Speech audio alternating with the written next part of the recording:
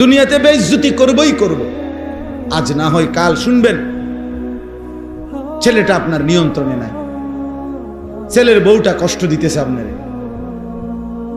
ছেলের ঘরের নাতনি আরেক পোলার লগে ভাগিয়ে গেছে, মেয়ের ঘরের ফুত আরেক মেয়ের সাথে চলে গেছে।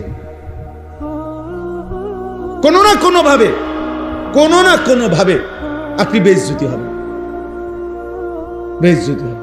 হালাল হারাম মিশ্রণ করে এই দুনিয়া সাজাইছেন, আমনে মরে গেলে আমনে নাতিরে পর্যন্ত হইল মানুষে কইব তোর দাদা সুদখোর ছিল, তোর দাদা ছিল হারামখোর।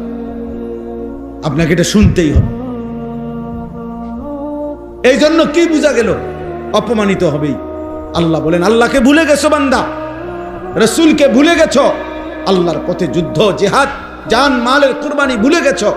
অপেক্ষা করো, আমি তোমাকে অপমানিত করব। নাউযুবিল্লাহ। আল্লাহু লা ইয়াহদিল কওমাল ফাসিকিন। আর আল্লাহ বলেন, আল্লাহ কোন পাপীকে নাফরমানকে জান্নাতের পথ দেখান না, হেদায়েত দিয়ে দেন না, হেদায়েত দেন।